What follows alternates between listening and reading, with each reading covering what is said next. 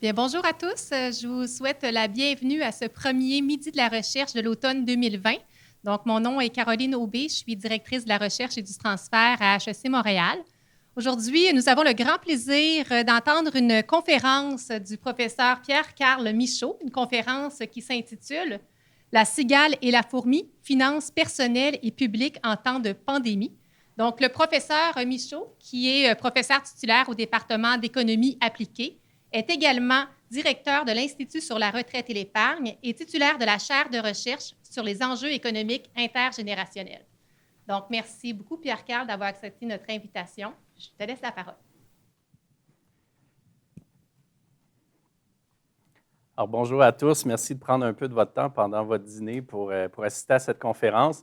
Peut-être une petite remarque aussi d'introduction que ça fait un peu bizarre d'être devant une salle vide à l'école sans vous, mes collègues. On est une grande communauté à HEC et puis je pense que c'est important là, de se rappeler de temps en temps que on continue à faire de la recherche, on continue à enseigner. Puis aujourd'hui, l'objectif, c'est de vous présenter un peu ce qu'on a fait depuis le début de la pandémie, autant à l'Institut Retraite-Épargne qu'à la chaire de recherche. Donc, je vais passer à travers 3 faits marquants de la pandémie pour débuter. Le premier, on le sait tous, ça fait les manchettes, énormément de décès. On voit rarement de l'évidence graphique qui nous le montre très fortement ce qui s'est passé en termes de décès au Québec pendant les semaines ici. Donc, la pandémie, on voit bien la ligne rouge, là, les décès par semaine au Québec, et ça, c'est les décès totaux, ce n'est pas les décès déclarés COVID. On a eu une très forte hausse à partir de la mi-mars.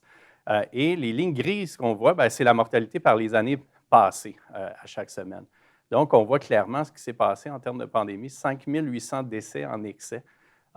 Donc, c'est 70 000 personnes généralement qui sont mortes dans une année ou qui décèdent dans une année, par exemple en 2019. Donc, 5 800, c'est quand même un gros chiffre. Donc, c'est un premier fait marquant, hein, la pandémie a créé beaucoup de mortalité excédentaire. Et un des résultats importants au printemps, puis notre équipe a été une des premières équipes à parler de ça, à sensibiliser les décideurs à la nécessité d'avoir des données sur la mortalité excédentaire, les décès totaux, peu importe la cause de décès, pour qu'on soit bien capable de vérifier est-ce que, au niveau de la santé publique, le ministère de la Santé, est-ce qu'on compte bien les décès quand on parle de mort COVID? Est-ce qu'il y a de la mortalité indirecte, et ainsi de suite? Et la conclusion, c'était que c'était à peu près là, en ligne avec ce qui était déclaré. Donc, si on se place au niveau international, vous en avez sûrement entendu parler, mais souvent ça nous échappe. On regarde les États-Unis, on regarde d'autres pays, on voit plus de morts, on se dit, finalement, ce n'est pas si pire ici, mais quand on ramène ça en normalisant par la taille de la population, on se rend compte que ça a frappé. On est un des endroits dans le monde où ça a frappé le plus fort, 678 décès par million au Québec. Et ça, c'est plus élevé qu'en Espagne, 647, plus élevé qu'aux États-Unis, 595, ou dans le reste du Canada, 243. Et peut-être ce qui est très important pour la suite, et puis l'analyse donc, de notre réponse à la pandémie, des effets économiques, c'est que 92 des décès, c'était chez des gens de 70 ans et plus. Donc, on va faire avoir une réponse par rapport à la pandémie qui va être de confiner le Québec, mais les décès, en grande partie, sont arrivés dans la population qui était à la retraite, donc qui était chez les plus de 70 ans. Deuxième fait marquant, c'est l'emploi. Comment est-ce qu'on a répondu à la pandémie? On a répondu en confinant le Québec. Ici, on vous montre l'emploi total par rapport au niveau de février, donc juste avant la pandémie. Et ce qu'on voit que par industrie, c'est que ça a frappé très fort. Il y a des industries comme l'hébergement, la restauration, la construction, où on a eu des baisses là, de plus de 40-50 %. Donc, historiquement, là, on n'avait jamais vu quelque chose comme ça qui se passe sur une si courte durée. Baisse au total de 17 % en avril, donc par rapport à février. 367 000 nouveaux chômeurs, donc seulement au Québec, au mois d'avril.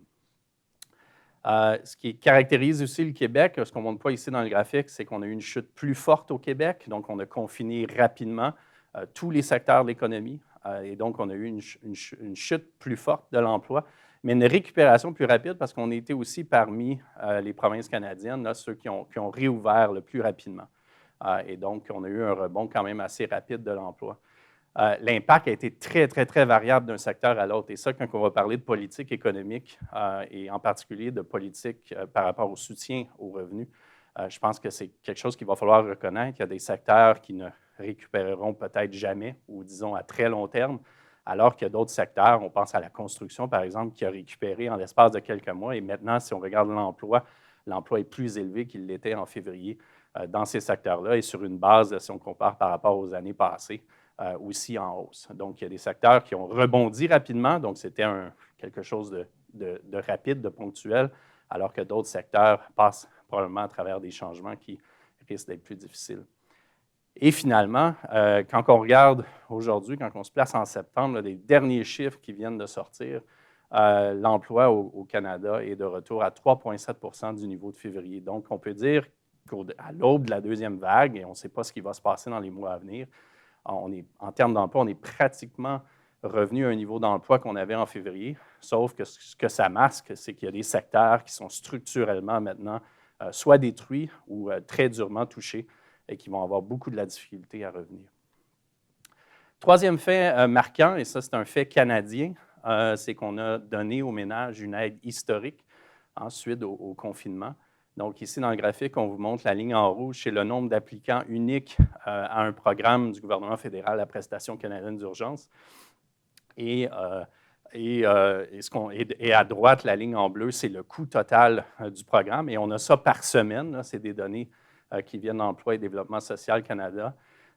Et donc, le premier truc qu'il faut remarquer là, pour réaliser l'ampleur de ce qui se passait et la réponse qu'on devait avoir, c'est qu'en temps normal, on reçoit, il y a à peu près 250 000 demandes à l'assurance emploi par mois. Et ce qu'on a eu dans le mois d'avril 2020, c'est 6,5 millions de demandes.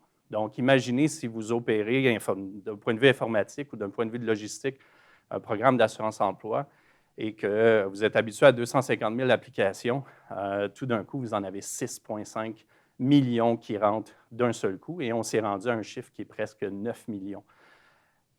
Pour aussi mettre les dollars en perspective, le coût total de ce programme-là a été un coût d'environ, à terme, la PCU est terminée, maintenant il y a un nouveau programme qui a été mis en place, mais le coût total est de plus de 80 milliards. Et ça, on se perd des fois dans les milliards, les millions, c'est des gros chiffres. Pour comparer, le plus gros programme qu'administre le gouvernement fédéral est le programme de sécurité de la vieillesse, qui complète la pension de vieillesse et le supplément de revenu garanti. Et ça, c'est 53 milliards sur une base annuelle. Donc ici, on parle de avril à septembre, la dépense qu'on a faite sur ce programme-là était de 80 milliards, donc plus élevé que la sécurité de la vieillesse. Donc, une aide historique qui a été très différente d'ailleurs. Les autres pays, en particulier les pays de l'OCDE, ont eu tendance à soit réagir par un élargissement de l'assurance-emploi ou par des chèques ponctuels à tout le monde, donc quand on parle par exemple des États-Unis. Et donc, ici, ce programme-là était très particulier, puis on va y revenir.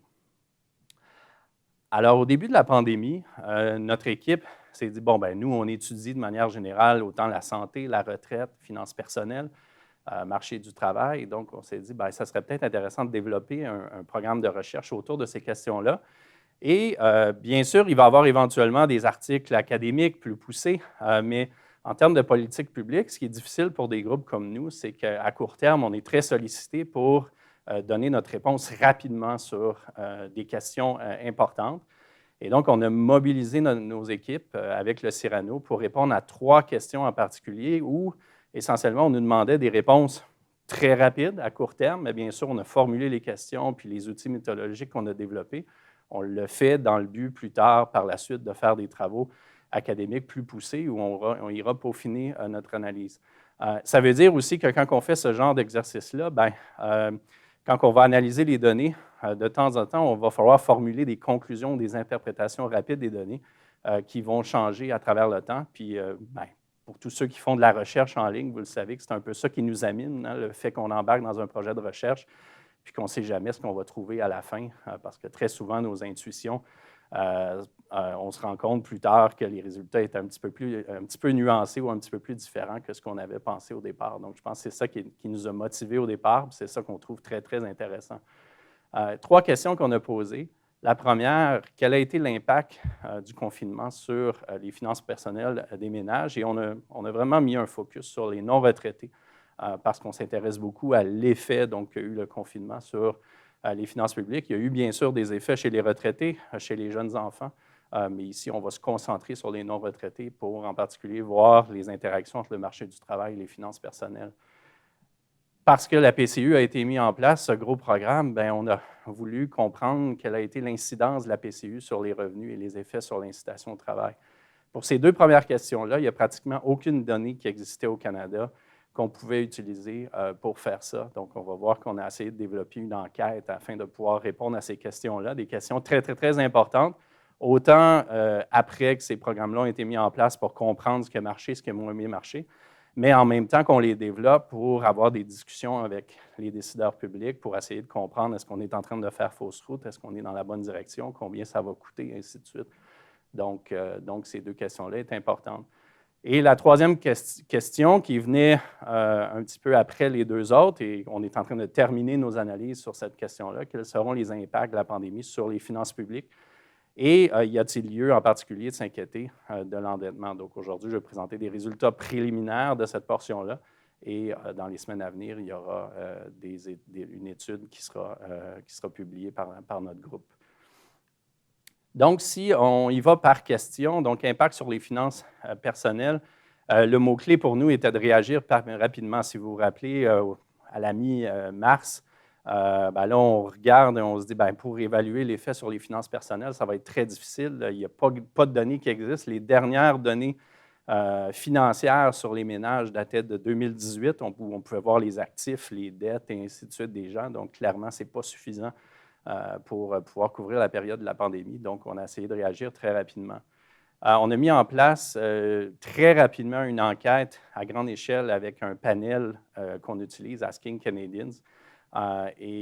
Sans cette relation-là qu'on avait déjà bâtie avec eux, on n'aurait jamais réussi à le faire dans les temps parce que c'est assez long de développer un questionnaire, de le programmer. L'enquête visait les résidents du Québec âgés de 25 à 64 ans. Donc, on a fait une enquête quand même assez large, 3000 répondants pour une enquête de la sorte, qui ont répondu au questionnaire entre le 8 et le 20 mai. On s'est concentré sur le Québec. On aurait pu élargir aux autres provinces, mais à ce moment-là, étant donné ce qu'on pouvait se permettre en termes de répondants, ça aurait voulu dire moins de répondants au Québec et on avait des questions très précises sur ce qui se passait au Québec auxquelles on voulait répondre. Donc, on a fait ce choix-là de se concentrer sur le Québec. L'enquête visait 3 objectifs. Donc, connaître l'état des finances personnelles avant la pandémie, faire un bilan le plus près possible juste avant la pandémie pour comprendre un peu c'était quoi la situation des ménages, comprendre comment les ménages ont été affectés par le confinement et comment ils se sont ajustés. Donc, ils ont plein de façons de réagir. Ils peuvent réduire leur consommation s'ils ont une chute de revenus. Ils peuvent reporter des paiements de dettes. Ils peuvent utiliser de l'épargne. Donc, on voulait comprendre un peu qu'est-ce que faisaient les ménages à ce niveau-là.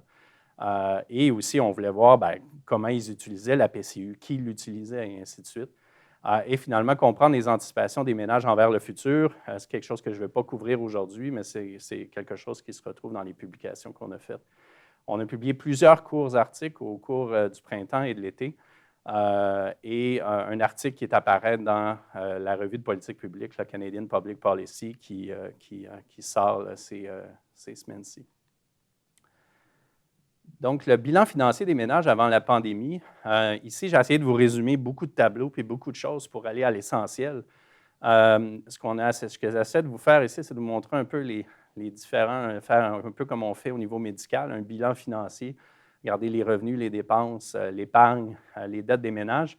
Mais j'ai séparé en 2 groupes. Les groupes qui vont perdre leur emploi pendant la pandémie. Donc, un groupe où quelqu'un dans le ménage va perdre son emploi. Ça peut être soit le répondant ou le conjoint. Donc, la première colonne. Et la deuxième, s'il n'y a eu aucun changement d'emploi dans le ménage. Donc, les ménages non affectés par la pandémie au niveau de l'emploi. Première chose qui est intéressante, en termes de revenus, il n'y a pas vraiment de différence revenus avant impôt. Ça, c'est revenus avant impôt en 2019 entre le groupe qui va perdre son emploi et le groupe qui ne va pas le perdre. Donc, ça, c'était quand même intéressant parce qu'on a vu, ça a frappé plusieurs secteurs économiques, mais il y a des secteurs aussi où il y a des gens qui ont quand même des revenus très, très élevés qui ont été très affectés. On pense aux pilotes d'avion, aux gens qui travaillent dans le milieu aéronautique. Donc vraiment, là, de manière générale, revenus avant impôt en 2019, très similaire entre les 2 groupes.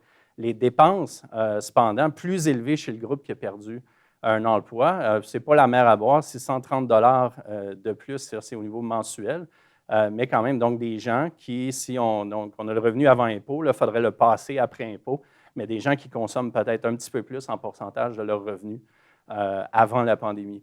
En termes d'épargne, c'est là qu'on voit les plus gros effets. Il y a vraiment une grosse différence en termes d'épargne entre les deux groupes. Donc, le groupe, de manière générale, qui va perdre son emploi ou quelqu'un va perdre son emploi dans le ménage, va être un groupe où l'épargne était beaucoup plus faible avant la pandémie. Bien sûr, les moyennes, ça cache beaucoup d'hétérogénéité. Donc, si on regarde, si on essaie de compter combien de gens ont, quelle est la fraction de gens qui ont plus de 3 mois, qui peuvent couvrir 3 mois de dépenses avant pandémie avec leur épargne, c'est tout près de 56 dans le groupe où il y a quelqu'un qui a perdu son emploi, 58,4 dans l'autre groupe. Donc, pas une grosse différence. Beaucoup de gens, près de la moitié, sont capables de couvrir 3 mois de dépenses. Donc, ce n'est pas que les ménages qui ont perdu leur emploi, là, que tous ces gens-là étaient sur le point où ils ne seraient pas capables de couvrir des dépenses. Si on regarde un critère un peu plus serré, combien de gens sont capables de couvrir moins d'1 mois de dépenses avec leur... Donc, des gens essentiellement qui vivent au mois, là, hein, on en entend souvent parler. Donc, c'est 37 c'est quand même très élevé, et 34,7 dans le groupe qui n'a pas perdu d'emploi. Donc, quand même une fraction très élevée, mais très similaire entre les deux groupes. Donc, ce n'est pas que les gens qui vont perdre leur emploi n'ont pas assez pour couvrir le prochain mois. C'est généralisé, mais c'est très élevé. Puis ça, je pense que ça doit revenir dans la discussion de manière générale en termes de politique publique. Hein. On pourrait voir, une façon d'interpréter ça, c'est de dire que la PCU était nécessaire parce qu'il y a énormément de gens qui n'ont rien en termes de bas de laine pour se prémunir contre un choc, là, même si ça dure moins d'1 mois. Donc, une proportion importante. En termes, au niveau immobilier, pas gros de différence. Au niveau des cartes de crédit, des soldes légèrement supérieurs chez les gens qui ont perdu un emploi. Pas de grosse différence non plus en termes de ratio de dette sur revenu. Donc, de manière générale, beaucoup de gens qui sont en situation critique juste avant la pandémie, ce n'est pas tellement que le chômage a touché principalement des gens qui avaient des gros problèmes en termes de finances personnelles juste avant la pandémie, donc c'était plus généralisé. Et on reviendra à l'interprétation en termes de cigales et fourmis là, à la fin de la présentation. Qu'est-ce qu'ont fait les ménages? Les ménages ont fait plusieurs ajustements. Donc, ce que je vous montre ici, c'est dans la colonne référence. Ça, c'est les ménages qui n'ont pas subi de changement en termes d'emploi pendant la période. Et on regarde essentiellement comment ils se sont ajustés. Donc, de manière générale, on voit une baisse des dépenses, on voit une hausse des contributions à l'épargne, au REER, au CELI. Donc, les gens ont épargné davantage. On l'a vu, le taux d'épargne est à un niveau historiquement élevé au début de l'été. Il y a quand même beaucoup de gens qui reportaient des paiements. Et même parmi le groupe qui n'était pas affecté en termes de perte d'emploi, il y avait quand même pas mal de gens qui ont utilisé les mécanismes qui ont été mis en place par les institutions financières là, de permettre de reporter des paiements, que ce soit hypothécaire, carte de crédit ou autre dette. Il y a aussi des gens qui ont manqué des paiements. Et ça, il y en a toujours. Là. Il y a toujours des gens qui vivent des situations particulières. Et l'effet du changement à droite, donc c'est l'effet additionnel pour les gens qui ont perdu un emploi, puis ça contrôle pour plusieurs caractéristiques là, avant pandémie. Ce qu'on voit, c'est de manière générale une baisse encore plus forte des dépenses pour ces gens-là. Une utilisation de l'épargne, en particulier le CELI, c'est à peu près 700 622 qui est utilisé en moyenne pour venir aider à combler les besoins de consommation. Et en termes d'autres épargnes, il ne se passe pas grand-chose, ce n'est pas significatif. On voit des signes négatifs, mais on ne voit pas grand-chose de significatif.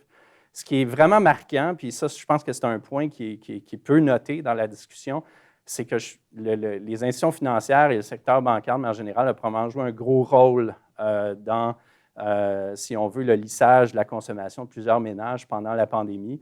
Il y a eu beaucoup plus de reports de paiement hypothécaire parmi donc les gens qui ont perdu leur emploi, 13,6 points de pourcentage de plus.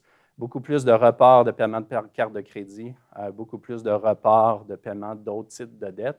Et bien sûr, une plus grande utilisation de la PCU. Il faut faire attention que la PCU, Les critères d'éligibilité, c'était quand même particulier. Ce n'est pas nécessairement qu'on a besoin d'avoir perdu son emploi, mais il y a aussi l'impossibilité donc d'en occuper un qui vient entrer en ligne de compte, et donc, mais quand même une hausse très, très élevée de l'utilisation de la PCU parmi ce groupe-là. Donc, plusieurs moyens, et je pense qu'il ressort, qui est intéressant, c'est quand même l'utilisation des mécanismes mis en place par les institutions financières pour reporter des paiements, qui a probablement beaucoup aidé durant la pandémie. Si on se tourne vers la prestation canadienne d'urgence, ce qui est important, puis je vais faire appel un peu à ce qu'on a appris en économie, les principes de base, la théorie qui guide les choses. Par la suite, les choses peuvent se compliquer. On peut faire des modèles très raffinés de l'utilité d'un programme d'assurance-emploi quand on a des pertes d'emploi très, très, très élevées. On a des avantages et on a des inconvénients. Du côté des avantages, quand on met en place un programme comme ça qui garantit aux gens un revenu quand ils perdent leur emploi, l'objectif, c'est de fournir une assurance contre les fluctuations de consommation causées par le chômage. Et ça, c'est bénéfique, en particulier pour tous les ménages ou toutes les personnes qui ont une aversion pour le risque. Donc ça, mais en général, c'est l'avantage. Puis on peut le quantifier, on peut bâtir des modèles pour essayer de comprendre cet effet-là. Mais bien sûr, plus on rend la prestation généreuse, plus ça crée certains effets pervers qui vont augmenter le coût du programme. Une prestation trop élevée peut décourager le retour au travail, peut rendre les choses beaucoup plus compliquées. Donc, une espèce d'effet d'aléa moral qu'on dit en économie. Et donc, quand on met en place un programme comme ça, c'est les deux choses auxquelles il faut réfléchir, donc avantages et inconvénients. Et il faut balancer donc ces avantages et ces inconvénients-là. Et c'est déjà difficile en temps normal. Il y a une littérature énorme sur le système d'assurance-emploi, son design optimal, ainsi de suite. Imaginez en temps de pandémie, quand on fait face à un volume de 6,5 millions d'applications, il faut les fonctionnaires devaient mettre en place un nouveau programme en quelques semaines, donc très, très difficile de le faire. Qu'est-ce que l'air la PCU par rapport à l'assurance-emploi? On a souvent cette question-là. Donc, à quoi ça ressemble? Vous avez tous entendu parler que la PCU, c'est une prestation de 2 000 $ par mois qu'on peut obtenir pour un maximum de 4 mois à l'origine. Par la suite, ça a été étendu. Donc, quelqu'un qui ne travaille pas pendant la pandémie, donc ici, il manquait un point. Donc, quelqu'un qui ne travaille pas, en recevant la PCU, va recevoir 2 000 $. Et si on compare ça à l'assurance-emploi, ça dépend un peu, dans le cas de l'assurance-emploi, de notre revenu avant qu'on ait perdu notre emploi. Pour quelqu'un au salaire minimum, on reçoit environ 1 000 $ par mois. Et pour quelqu'un qui a quand même, on peut obtenir avec des revenus plus élevés par heure, l'équivalent de salaire horaire, on peut se rendre à 2 000 $ qui est le montant de la PCU. Mais généralement, donc, la PCU est beaucoup plus généreuse que le système d'assurance-emploi et couvre beaucoup plus de gens. Donc, un des problèmes avec la PCU, c'est qu'on avait aussi très peur d'avoir une couverture limitée de certains groupes. Donc, ça, c'est le premier effet. Donc, prestation plus généreuse, potentiel pour donc meilleure assurance, potentiel cependant pour des incitations de travail. Et il y a une récupération de la PCU qui a été très mentionnée, c'est-à-dire à partir de 1 000 $ mensuels par mois de gain de travail, on la perd complètement d'un seul coup. Et donc ça, historiquement, ou quand on fait le design de prestations, on essaie d'éviter ces situations-là parce que ça crée toutes sortes d'incitations. Et par exemple, quand on regarde le système d'assurance-emploi, on voit que la prestation en fonction du revenu elle diminue beaucoup plus lentement. Et des gens peuvent avoir jusqu'à 2 000, 2 500 $ par mois de revenus et quand même encore recevoir l'assurance-emploi. Et ça, c'est dans un contexte où le taux de chômage est très élevé, et que la durée est très longue. Donc, c'est ça qu'on a utilisé comme point de comparaison. Donc, en termes d'assurance et d'incitation, on s'attend à ce que la PCU procure une assurance potentiellement plus élevée. Cependant, on s'attend à des effets sur l'incitation au travail qui pourraient être plus élevés. Et là, ça, il faut regarder. Pourquoi c'est compliqué? Parce que la PCU est imposable et donc elle interagit avec tout le système fiscal qu'on a au Québec et au Canada. Donc, c'est une prestation qui est compliquée. Les gens vont recevoir des chèques de 2 000 $ par mois, donc 500 $ par semaine, mais à la fin de l'année, en mars prochain, si c'est encore mars ou avril l'échéance, il y a beaucoup de gens qui vont devoir de l'impôt sur ces choses-là. Il y a aussi des prestations potentiellement qu'ils reçoivent à l'heure actuelle, des différents niveaux de gouvernement ou des crédits d'impôt qui vont être coupés parce qu'ils ont reçu de la PCU. Donc, il va y avoir quelque chose de très intéressant à regarder. Donc, nous, quand on veut regarder les effets d'assurance et d'incitation, vous comprenez que c'est un exercice très compliqué parce qu'il faut prendre en compte la dimension fiscale pour regarder l'effet net de ces choses-là. Et à la chaire sur les enjeux économiques intergénérationnels, on a développé un calculateur très, très détaillé pour le Québec, là, qui est disponible d'ailleurs en ligne, et qui nous permet de faire cette analyse-là sur des données très fines là, de la population. Premier effet d'assurance, on a voulu regarder, bien, pour quelqu'un qui va perdre son emploi, là, en moyenne, là, et sur une base annuelle, quel va être son revenu après impôt avec la PCU, divisé par, en rapport à son revenu s'il n'y avait pas eu de PCU, donc s'il y avait eu l'assurance emploi au lieu de la PCU. Et donc, par exemple, quand on voit des chiffres là, de l'ordre de 104 au plus bas de la distribution des revenus disponibles, donc ça veut dire que ces gens-là, s'ils perdent leur emploi, ils peuvent s'attendre en fait à avoir un revenu disponible à la fin de l'année, là, après impôt, plus élevé avec la PCU que s'ils avaient eu accès à l'assurance emploi. On remarque que les chiffres sont très élevés. Donc, peu importe qu'on regarde la PCU ou l'assurance emploi, ce sont des taux de remplacement qui sont très élevés. Donc, on avait déjà un système qui, sur une base annuelle, protège très bien. La PCU, bien sûr, a eu un effet énorme au bas de la distribution, donc a donné une protection additionnelle, et en particulier à des ménages qui n'avaient peut-être pas accès à la PCU. Donc, ce genre de calcul-là suggère qu'on a une augmentation donc, de l'assurance contre les pertes d'emploi de par l'expansion de l'éligibilité, mais aussi de par la générosité de la prestation au bas de la distribution. Donc, ça, c'est du côté des avantages. Puis nos travaux dans les mois à venir, c'est de quantifier un petit peu la valeur économique de ça.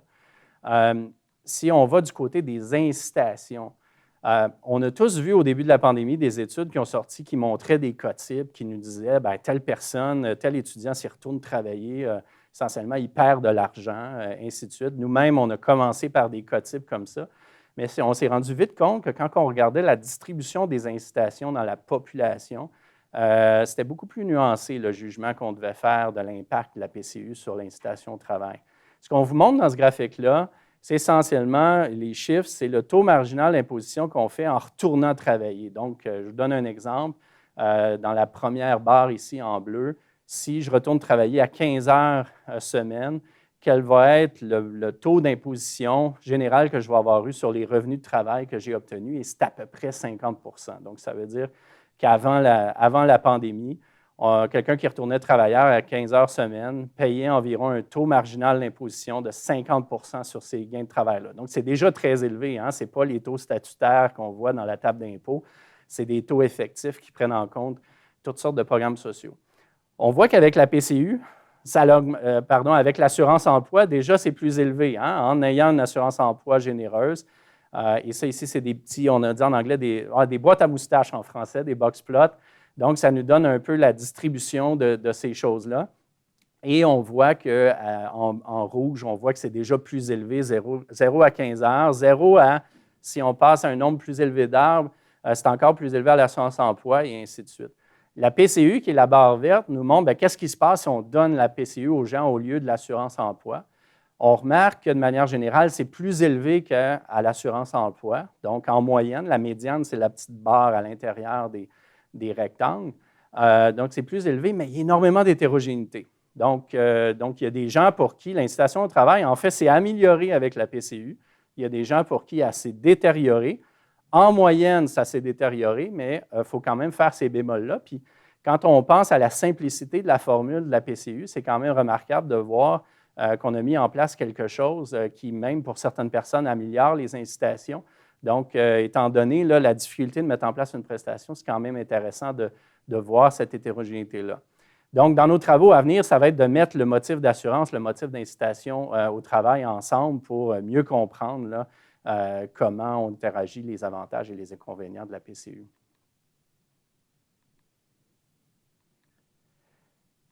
Effet sur l'emploi, comment est-ce qu'on fait pour regarder si ces incitatifs-là au travail ont un effet à la fin sur l'emploi? Ce qui est difficile, puis ici, je ne vais pas vous montrer de calcul, on a commencé à les faire, mais c'est très, très, très compliqué d'un point de vue économique, c'est qu'on ne sait pas c'est quoi le contrefactuel dans le cas de la PCU.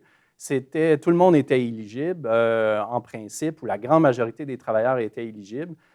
Et donc, de dire, bien, voici ce qui est arrivé en termes de travail avec la PCU et qu'est-ce qui serait arrivé sans, bien, c'est très difficile de trouver qu'est-ce qui serait arrivé sans. D'abord parce que du côté de la demande d'offres de travail, les choses ont changé complètement. Donc, on ne peut pas comparer 2020 avec 2019. C'est très difficile parce que les employeurs ont aussi fermé. Il y a eu probablement une baisse des postes annoncés et ainsi de suite. Donc, de blâmer les travailleurs parce qu'ils ne sont pas retournés aussi rapidement au travail par rapport à l'année dernière, on manque probablement une partie de l'histoire parce qu'il y a beaucoup de choses qui se passent du côté de la demande.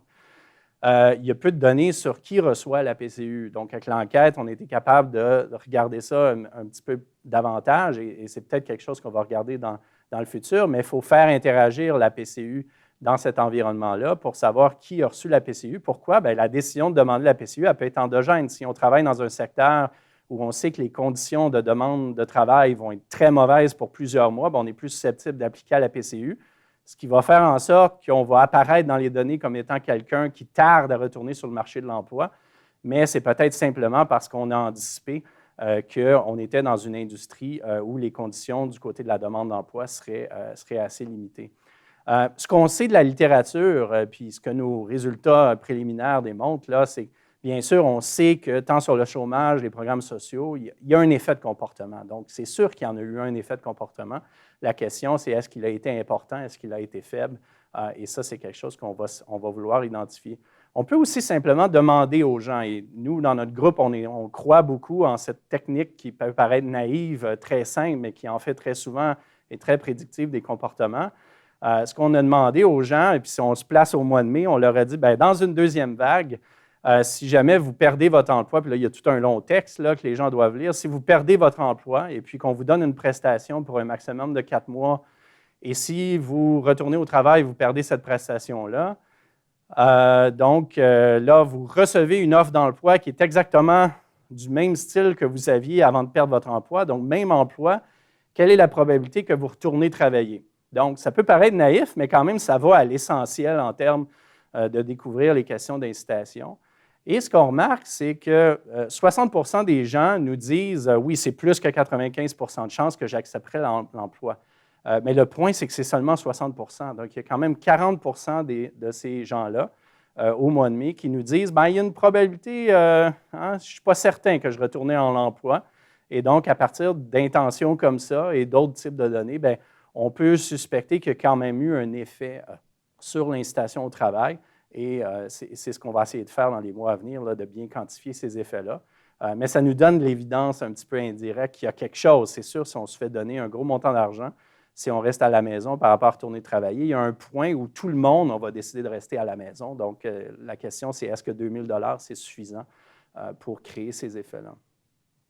Je vais terminer avec ça sur la PCU et l'épargne. Le montant d'épargne moyen que les gens qui reçoivent la PCU ont. Donc, vous voyez la distribution par décile de revenus, ce sont tous des gens qui nous disent recevoir la PCU en mai. Et on voit quand même que les montants d'épargne moyens sont élevés, en particulier au haut de la distribution. Et il y a quand même pas mal de gens qui reçoivent la PCU au haut de la distribution.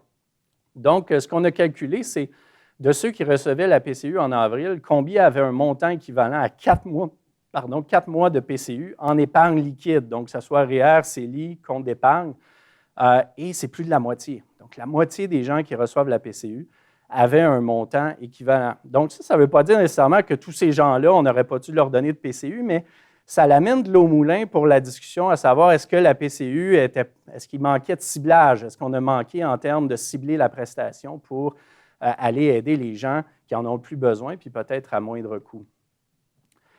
Je vais terminer avec les impacts sur les finances publiques, parce que tout ça a des incidences. Toute l'aide qu'on a donnée au printemps, puis bien sûr le ralentissement de l'économie, ça a des impacts à court terme, certes, mais ça peut aussi avoir des impacts à moyen et long terme. Ce qui est important ici, c'est de réaliser qu'avant même la pandémie, et puis pour comprendre là, les discussions en termes de politique publique à Ottawa et à Québec, avant même la pandémie, on avait deux approches très différentes par rapport aux finances publiques. À Ottawa, en termes économiques, c'est la théorie le coût de la dette est plus faible que la croissance économique. Donc, c'est une théorie très bien établie en économie qui est de dire, bien, tant que les taux d'intérêt sont bas, on peut faire des déficits et en même temps voir l'endettement en pourcentage du PIB demeurer constant ou diminuer. L'idée, c'est si l'économie l'année prochaine a cru de 10 puis ça me coûte seulement 3 en termes d'intérêt sur la dette, bien, mon ratio de dette-PIB l'année prochaine, si je ne fais pas de déficit, il diminue. Donc, je peux faire des déficits et tant que la croissance économique est au rendez-vous, je peux soit garder constant mon endettement ou même le diminuer. Donc, ça, c'est important. C'est une direction prise à Ottawa avant même le début de la pandémie. Il n'y a pas de règles budgétaires à Ottawa, donc on n'est pas pris par des questions de déficit zéro, de loi sur l'équilibre budgétaire et ainsi de suite. Il y a un ratio l'évolution du ratio dette-PIB. Donc, on a eu une réduction dans les dernières années et c'était principalement dû à la croissance économique, donc d'où la théorie là, qui a été adoptée. Donc, malgré qu'on faisait des déficits, le ratio dette-PIB baissait parce qu'on avait une croissance économique soutenue. Et en général, et ça c'est important pour la discussion, les dépenses au niveau fédéral, quand on les regarde poste par poste et l'évolution sur les 5 dernières années, tout croît à peu près au même rythme que le PIB. Donc, si les revenus croient au même rythme que le PIB, on n'a pas de problème structurel au niveau fédéral à long terme, tant que les dépenses qu'on fait en temps de pandémie sont ponctuelles puis qu'on n'ajoute pas là, à l'épicerie. Donc, de ce point de vue-là, la situation avant pandémie est très différente au niveau fédéral. Au niveau provincial, je dirais que c'est davantage la théorie de l'élimination des déficits structurels. Le gros mantra, c'est d'éliminer les déficits structurels. C'est un peu l'épicerie, ça veut dire les programmes.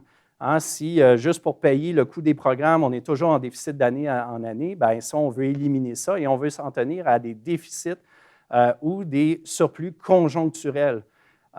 Et ça vient un peu de l'établissement des règles budgétaires, soit suivant la loi à l'équilibre budgétaire et le fonds de génération. On accumule une réserve de stabilisation qui est fictive, mais qui nous rappelle que durant les bons moments, on a fait des surplus. Et ça nous donne de la marge de manœuvre pour quand on va être en récession, de pouvoir s'endetter. Et c'est une espèce d'aide-mémoire comptable qui nous permet de seulement suivre les déficits ou les surplus conjoncturels plutôt que structurels. On a eu une réduction plus agressive du ratio dette-PIB au Québec qu'au niveau fédéral, et en particulier parce qu'on a utilisé ces règles-là. La situation est très différente aussi en termes de structure des finances publiques à Québec par rapport à Ottawa. C'est que les missions, les dépenses du gouvernement du Québec, elles ne croient pas tous au même rythme que le PIB. Tant la santé que l'éducation ont des taux de croissance plus élevés que le PIB. Et donc, ça fait en sorte que quand vos revenus augmentent au niveau du PIB et vos dépenses augmentent à un rythme plus élevé, il y a un déficit structurel qui va toujours pondre à l'horizon dans le futur. Donc, ça reste comme étant quelque chose qui est là, malgré l'utilisation donc, de règles budgétaires et du Fonds des générations, on a ce problème-là structurel qui est devant nous ici au Québec. Donc, en temps de pandémie, les réactions sont très différentes à Ottawa, d'importantes dépenses de soutien de revenus. Le gouvernement fédéral, c'est lui qui a fait les chèques en grande partie, qui a aussi aidé les entreprises à travers la subvention salariale, entre autres. Des transferts ponctuels aux provinces très importants. Et ce dont on n'a pas trop parlé jusqu'à présent, des effets à prévoir sur les revenus autonomes du gouvernement fédéral, tout comme le gouvernement provincial, donc que ce soit les revenus d'imposition des entreprises, des particuliers, des taxes à la consommation. Et le déficit anticipé pour 2020-2021, selon les chiffres du directeur parlementaire du budget, 350 milliards, et ça, quand on le place par rapport au PIB, 17 %. Donc ça, c'est très, très, très élevé, même par rapport à d'autres juridictions. Donc, déficit très important. À Québec, on n'a pas réagi de la même façon, puis on n'a pas la même marge de manœuvre. Donc, d'importantes dépenses additionnelles, surtout en santé et en éducation. Certaines de ces dépenses-là ont reçu de l'aide d'Ottawa. Soutien des entreprises, souvent sous forme d'aide directe, donc des programmes plutôt directs qui ont été mis en place au ministère de l'Économie. Il y a aussi des effets importants à prévoir sur les revenus autonomes, déficit anticipé pour cette année de 3,2 % du PIB, donc beaucoup plus petit qu'au niveau fédéral. Avant de passer à la soutenabilité, et puis terminer avec peut-être ce point-là, l'important ici, quand on juge ces déficits-là, c'est de se dire, au niveau fédéral, si la pandémie se résorbe l'année prochaine, oui, il y a un ratio dette-PIB plus élevé, mais la structure des dépenses et des revenus du gouvernement fédéral est telle que c'est soutenable à long terme. Donc, quand on parle de la capacité d'endettement du gouvernement fédéral, ce n'est pas tellement seulement de regarder le ratio dette-PIB, c'est de dire, bien, quand on regarde la structure des finances publiques au niveau fédéral, il y a une soutenabilité accrue. Bien sûr, il y a des limites à s'endetter, mais c'est une situation qui est plus enviable. À Québec, bien, même si on fait des déficits plus petits, il y a quand même des grandes questions au niveau de la soutenabilité à long terme. C'est très intéressant de regarder ce qui se passe quand on s'endette. Les marchés financiers, c'est souvent un des meilleurs juges. Donc, pas tout le temps, mais parfois, un bon juge du risque qui est associé à l'endettement. Donc, ici, je vous montre des taux obligataires journaliers, là, autant à des échéances de 10 ans que de 30 ans. Québec, Canada, États-Unis, quelques autres provinces canadiennes. Quand on remarque qu'on a une baisse séculaire, même depuis le début de 2019, de ces taux-là, donc nos coûts d'endettement baissent. Et avec la pandémie, bien sûr, il se passe quelque chose d'assez important. Les taux sur les obligations 10 ans canadiennes chutent de manière dramatique. Et ça, bien sûr, c'est dû à une intervention. Ça ne s'est pas fait naturellement. La Banque du Canada a acheté beaucoup d'obligations fédérales. Et quand on regarde ce changement-là, au départ, on voit une baisse au niveau des taux de rendement sur les obligations 10 ans canadiennes et américaines. Regardez les provinces, ça jump par en haut. Donc là, ça part vers la hausse. Il y a des émissions d'obligations à Terre-Neuve qui ont de la misère à trouver preneur. Oups, là, vous voyez que les taux augmentent et les taux à 30 ans aussi augmentent. Et donc, la Banque du Canada a aussi mis en place un programme d'achat d'obligations provinciales au niveau des provinces et a commencé à racheter des obligations. Quand on rachète des obligations, quand on achète des obligations, on fait hausser le prix, ça fait baisser le rendement. Donc, c'est essentiellement une manière de maintenir les taux faibles en ajoutant au livre un grand nombre d'obligations. Le message ici que je veux soutenir, c'est que la différence de coût de rendement entre les provinces et le gouvernement canadien a augmenté suite à la pandémie. Il y a peut-être un jugement, et ça va être analysé, il y a un jugement des marchés financiers que les finances publiques provinciales, quand même, sont à risque. Il va falloir les suivre de manière très importante dans les mois à venir. Par rapport au niveau fédéral, où on voit les taux de 30 ans, même s'il y a eu une chute rapide à un moment donné, on est revenu sur la tendance séculaire d'une baisse des taux à 30 ans, qui sont souvent un bon juge pour juger de la soutenabilité budgétaire à très, très long terme. Donc, les taux devraient remonter à terme. La question, c'est quand, et je ne suis pas un macroéconomiste, mais il y a des travaux intéressants à faire à ce niveau-là, au niveau canadien puis au niveau des provinces. Est-ce soutenable? Je vais passer assez rapidement, mais de manière générale, on avait déjà un défi de soutenabilité au Québec. La COVID fait que devancer cet échéancier-là. Nos calculs, c'est que quand on augmente la dette, les coûts de la dette augmentent. Et il y a une sensibilité quand même assez substantielle. Pour 10 points d'augmentation de la dette PIB, on a des coûts additionnels en termes de service de la dette, donc simplement ce qu'on paie sur la dette, d'à peu près 300 millions. Donc, vous voyez un peu qu'il y a quand même une certaine élasticité à ce niveau-là. Puis, il faut faire attention, c'est très non linéaire, ces choses-là. Donc, il faut faire très attention à ce niveau-là. Et historiquement, là, l'écart de rendement, la prime de risque québécoise a quand même assez bien suivi là, le ratio d'endettement. Donc, nous, on va publier un rapport très bientôt sur ces questions-là et on pense que ça va être, c'est quelque chose qu'il faut regarder là, dans les mois à venir ou dans les années à venir, de vraiment regarder ces questions-là de soutenabilité. Les taux d'intérêt faibles, on en parle toujours comme une bonne nouvelle, mais ça ne fait pas que des heureux. En particulier, le portefeuille des caisses de retraite, des compagnies d'assurance contiennent une part importante d'obligations gouvernementales. Et des taux d'intérêt bas, ça veut dire que ce qu'on doit en termes d'obligations, donc il faut financer encore plus davantage pour rencontrer nos obligations à long terme. Donc, ce n'est pas une bonne chose. Donc, on a une révision de manière générale des hypothèses actuariales. Et ça, c'est peut-être la crise dont on n'entend pas encore parler. On n'en parle pas beaucoup. On parle des finances publiques, mais ça va venir dans les mois à venir, dans l'année à venir, une discussion importante sur plusieurs régimes qui vont avoir des grandes difficultés ou des plus grandes difficultés à se financer de par cette baisse séculaire des rendements. Donc, on peut prévoir une détérioration des ratios de solvabilité, hausse des cotisations, on l'a vu au régime HEC, mais dans d'autres régimes aussi. Donc, c'est à prévoir dans les années à venir. Donc, taux d'intérêt bas, ça peut aussi vouloir dire hausse du coût de ce qu'on doit là, en termes de promesses ou d'obligations. Les solutions de décaissement pour la retraite aussi sont beaucoup plus chères qu'elles l'étaient, donc que ce soit les rentes viagères, d'autres solutions sont plus dures à financer, donc elles augmentent. La prime par rapport aux obligations demeure, elle, la même, mais ça veut dire quand même que c'est des solutions aussi qui deviennent plus chères à financer.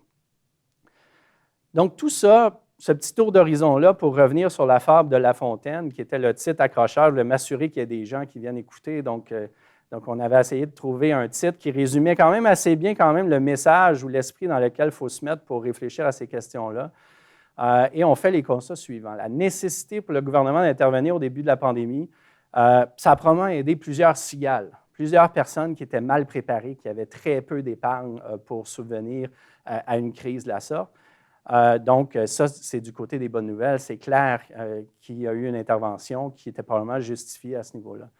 Mais parce qu'on avait un manque de ciblage, bien, il y a beaucoup de fourmis aussi qui en ont profité, beaucoup de gens qui ont réussi à obtenir des mesures d'aide, qui en fait, bien, quand on regarde, on fait une réflexion plus générale, le coût du programme a été très, très, très élevé. Avec la PCU et sa nouvelle mouture, le débat, selon nous, il devrait se situer davantage au niveau du partage optimal de risques entre les citoyens et l'État. Ce n'est pas de dire ici que tout le monde aurait dû utiliser leur épargne et qu'on n'aurait pas dû mettre en place la PCU, mais il y a un certain débat à avoir sur le niveau optimal de protection contre ce genre de risque-là qui risque de survenir de plus en plus dans le futur. Et trouver un système où on réussit quand même à avoir quelque chose qui est soutenable du point de vue financier, mais qui réussit à aider les gens qui en ont vraiment besoin. Puis il faut se demander, d'un point de vue macroéconomique, jusqu'à quel point, dans une récession, on veut lisser la consommation des ménages, donc, et pour qui. Ces interventions massives, ils ont un coût d'opportunité plus élevé que les taux d'intérêt suggèrent. D'abord, du point de vue de l'investissement privé, souvent, on remarque des effets d'éviction importants. Donc, ça peut vouloir dire croissance plus faible à long terme. Donc, il faut faire attention quand on travaille de ce côté-là. Malgré ces interventions massives, il y a peut-être un coût d'opportunité dont on parle moins, qui est celui qu'en agissant très fortement à la première vague, au début de la pandémie, bien, on risque, ou il y a un risque, ou il y a un danger de diminuer notre capacité dans le futur à agir devant une deuxième, une troisième vague ou une nouvelle pandémie, parce qu'on aura peut-être agi trop fortement à la première. Bien sûr, c'était notre première expérience en termes de pays, et tous les pays ont vécu la même situation, mais je pense qu'il va falloir avoir une bonne discussion à ce niveau-là, bon débat. Et la question, c'est serons-nous des cigales ou des fourmis collectivement pour les prochaines pandémies? Merci. Je voudrais juste remercier là, les membres de l'équipe. Je le laisse là, les membres de l'équipe qui ont participé au projet, nos étudiants, les collègues qui nous ont aidés dans nos réflexions. On a besoin de nos collègues souvent pour tester des idées. Et le Cyrano qui nous a aussi beaucoup aidés à diffuser nos travaux et à les rendre pertinents. Merci.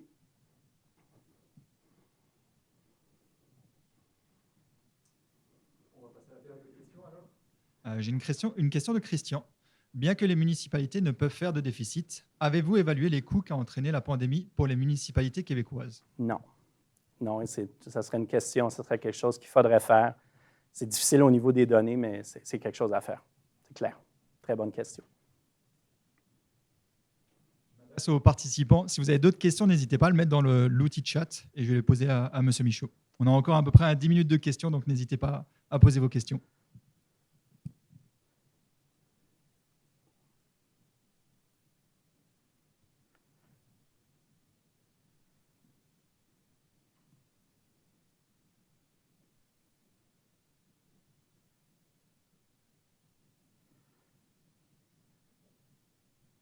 Tout est clair, ils sont d'accord avec tout ce qui s'est dit. C'est bien. Ça me surprend de mes collègues quand même. Et tout le monde veut peut-être aussi un petit 10 minutes avant de pogner la prochaine réunion à 1 heure, donc je les comprends aussi. J'ai des commentaires pour dire la présentation est trop claire de M. Gagné. J'ai une autre question de Mme Ray-Baudelot. Comment se comparent les décisions du Canada avec les autres pays? Bien, j'ai fait allusion, le Canada a fait le choix d'instituer des nouveaux programmes administrés par l'Agence de revenus du Canada en termes d'aide. Donc, c'est clair qu'à ce niveau-là, ça a été très différent. En termes de mesures de santé publique, bien, je pense que vous avez vu le genre de discussion qu'on a eues. Il y a des pays là, qui ont suivi des approches similaires, d'autres moins. C'est des décisions très difficiles en ces temps-ci. En termes d'emploi, je crois qu'il y a la majorité des pays, que ce soit en Europe, ici, aux États-Unis, ont tous été très affectés. Donc, Donc, je pense de manière générale, tout le monde a été très affecté. Il n'y a pas vraiment de champion qui ressort comme ayant réussi là, à passer le test, là, de passer à travers ça sans hécatombe. Tout le monde était à l'essai et erreur. Puis je pense aussi dans notre jugement des décideurs publics, je pense aussi qu'il faut se garder une petite réserve aussi de s'imaginer que c'était peut-être pas difficile. Mais pour l'avenir, je pense qu'on peut être un petit peu plus dur avec eux, puis peut-être avoir un bon débat, faire des bonnes études pour essayer de peut-être alimenter là, la discussion pour ce qui va venir pour la suite. Selon vous, la nouvelle version de la PCU qui est entrée en vigueur cette semaine est-elle mieux adaptée aux besoins de la population que celle du printemps? Oui, il y a des discussions intéressantes, puis c'est encore trop récent de notre côté. Là, on n'a pas eu le temps vraiment de commencer à analyser ça, puis c'est souvent un peu le problème avec la recherche, c'est que des nouvelles affaires qui rentrent, puis là, on est à un rythme exponentiel hein, depuis mars. On est habitué à avoir une proposition de politique, et puis la politique est mise en place 1 an plus tard, donc on a le temps de l'étudier, on a le temps de raffiner nos évaluations. On commence juste à sortir de la PCU puis à comprendre les effets. Et puis, étant donné ce que j'ai dit sur les effets sur l'incitation de la PCU, qui n'étaient pas tout à fait évidents, puis peut-être des fois même ont été contre-intuitifs, je vais me garder une petite gêne sur la prestation canadienne pour la relance, parce qu'il y a quand même, on voit des effets, là, j'ai commencé à voir sortir des choses où ce n'est pas tout à fait clair. Ça améliore potentiellement les incitations de travail pour certains groupes, mais pour d'autres, moins. Il y a toute la question des travailleurs autonomes. Donc, il y a plusieurs questions en suspens en ce moment. Ça va être intéressant de les étudier. On risque de se tourner vers ça, malgré notre capacité limitée. Mais clairement, là, ça doit faire partie de la discussion parce que là, on a comme transité d'une PCU à une espèce de PCU là, mélangée au système d'assurance-emploi. Et en ce moment, ce n'est ni une assurance et ce n'est ni un revenu minimum garanti, mais on est en train d'établir là, une espèce de prestation qui, à long terme, rentre dans notre système d'assurance sociale. Et ça va prendre du temps à l'analyser. Puis pour les provinces, ce n'est pas facile, ce genre de prestation-là, parce que ça a toutes sortes d'effets sur l'aide sociale, sur l'assistance sociale. Donc, beaucoup d'analyses à venir sur ça. Nous avons une autre question de M. Ananou. Aurait-il été pertinent d'exiger que les citoyens utilisent d'abord leur CELI avant de pouvoir recevoir la PCU? Bien, nous, on a très tôt dans l'enquête, on avait ciblé cette idée-là. Nous, c'était du côté des REER. Du côté des CELI, on n'a pas vraiment d'incitation à faire parce que c'est déjà libre d'impôt. Donc, les gens pourraient essentiellement l'utiliser. Le gouvernement aurait pu dire, vous n'avez pas droit à la PCU si vous avez un CELI. Bon, c'est un peu compliqué, là. Puis c'est le système informatique ou le système d'information. Notre système d'information fiscale est annuel. Et sur une base annuelle, on a très peu de données, même du point de vue des fonctionnaires, sur ce qui se passe mensuellement, sur comment les choses évoluent, puis sur les actifs des gens et ainsi de suite. Donc, c'est très difficile, ces questions-là, de regarder ça. Du côté des REER, nous, on disait, il serait possible, par exemple, d'exenter une petite portion, là, on ne dit pas tout, mais une petite portion des sorties du REER de l'impôt, de différer ces impôts-là dans le futur, de telle sorte que les gens qui voudraient l'utiliser d'abord auraient peut-être une incitation à le faire. Maintenant, est-ce que ça aurait été des gens qui l'auraient utilisé pour la consommation ou c'est des gens qui l'auraient sorti pour le mettre dans un CELI après pour éviter l'impôt? Ça, ce n'est pas clair. On a posé la question dans l'enquête, on a présenté des scénarios aux gens. Il y avait 25 des gens qui avaient un REER qui l'auraient utilisé, cet avantage-là. Quand on a regardé c'était qui, on ciblait quand même. Il y avait quand même des gens qui étaient un peu pris d'un point de vue financier. Donc, ça aurait peut-être aidé certaines personnes. Mais je reviens à la base, ce qui est très difficile pour le gouvernement dans la mise en place de programmes comme ça, c'est son système d'information. Comment mettre en place ces règles-là d'éligibilité quand on observe les choses seulement au niveau annuel ou ainsi de suite? C'est ça qui est... Et je pense qu'il y a des efforts qui sont faits en ce moment pour essayer là, de développer des meilleurs systèmes pour qu'on puisse avoir ces informations-là, parce que les règles qu'on va implémenter sont tout le temps tributaires de l'information qu'on a. On a beau dire, vous n'avez pas le droit de collecter ça si vous avez telle autre chose, mais si on n'est pas capable de le vérifier, on ne peut pas le faire. Donc, je pense que c'est une des grosses difficultés techniques, là. Pensez-vous que la situation actuelle va relancer le débat autour justement d'un revenu minimum garanti? Je pense que ça a déjà commencé avec le discours sur le discours du trône, avec d'autres éléments de discussion. Donc, c'est clair que c'est en place, en quelque sorte. Là, la barrière, les gens qui veulent mettre en place, puis sans me prononcer moi-même, là, mais les gens qui veulent mettre en place un revenu minimum garanti, ce qui leur manquait, c'était le véhicule. Et là, le véhicule, maintenant, il est mis en place d'une manière semi-permanente, parce que là, la prestation pour la relance, on est plus sur le long terme. Donc là, ce qui est toujours difficile en politique publique, c'est le biais du statu quo. C'est-à-dire, c'est très difficile d'instaurer une nouvelle affaire. Il y a plein de barrières. Là, la barrière, il y a une des grosses barrières qui est partie, c'est-à-dire qu'on a déjà une prestation qui ressemble un peu à ça, qui est sans être ça, parce qu'il y a quand même encore des critères d'éligibilité et ainsi de suite. Mais les bases sont mises en place et donc il risque d'avoir une discussion dans les années à venir sur cet enjeu-là. Et si les gens sont prêts à financer des dépenses, comme on l'a vu avec la PCU ou d'autres, bien, peut-être que c'est une option à envisager, mais on va devoir faire des analyses très fines sur ça. Puis les provinces, ils risquent d'avoir une bonne discussion aussi avec les provinces sur cet enjeu-là, parce que beaucoup de programmes d'aide sociale se passent au niveau des provinces. Donc, ça va peut-être être une fenêtre de discussion qui va s'ouvrir au niveau de nos merveilleuses relations fédérales-provinciales. Laissez ça à Robert comme finale. J'ai une question de M. Josu. Désolé si j'ai écorché votre nom. Pour améliorer l'incitatif au retour au travail, aurait-il été pertinent de moduler la PCU en fonction des revenus gagnés précédemment pour ceux qui ont perdu leur emploi? Oui, tout à fait. Là, il y a toutes sortes de formules qui auraient pu être mises en place. Et on appelle ça, en termes d'analyse du revenu minimum, et donc on appelle ça il y a un triangle d'impossibilité avec ce genre de prestation-là. C'est qu'on veut qu'elle soit très généreuse, on veut que ça ne coûte pas trop cher, puis on veut que ça l'incite au travail. Et on peut juste avoir 2 de ces 3 choses-là. On ne peut pas avoir les 3 en même temps. Donc, si on aurait voulu, par exemple, maintenir le coût, mais donner une meilleure incitation au travail en la faisant diminuer plus lentement, bien, il aurait fallu baisser sa générosité au départ, ce qu'on ne voulait pas faire. Donc, on est toujours pris là-dedans, et la discussion sur le revenu minimum, ça va être le même genre de discussion. Et seulement d'élargir la PCU, de la laisser descendre plus lentement à partir de 2 000 $, bien, c'est sûr, ce qu'on laisse tomber, c'est le coût. Ça coûte plus cher. Le directeur parlementaire du budget l'avait évalué.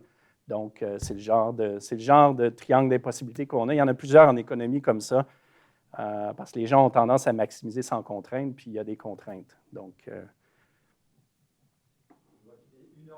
on va prendre peut-être la dernière question de M. Candian. Ce serait intéressant d'un point de vue macro de connaître comment la situation financière des ménages influence leur décision de dépenser la PCU plutôt que d'épargner. Avez-vous des données pour analyser cela? Au niveau micro, oui, tout à fait. On pourra se parler, Giacomo. Très bien. Donc, je voudrais remercier à nouveau Pierre-Carl pour sa générosité aujourd'hui. Ce fut une présentation extrêmement pertinente et très bien communiquée. Donc, un énorme merci, Pierre-Carl. Puis, j'en profite aussi pour vous donner un rendez-vous. Donc, le 2 décembre, nous aurons notre prochain midi de la recherche. Et c'est la professeure Claudia Reboledo, du département de gestion des opérations et de la logistique, qui nous fera une présentation avec une collègue sur le thème des emballages écologiques. Donc, on a bien hâte de vous retrouver. Puis, merci encore de votre présence aujourd'hui. Au revoir.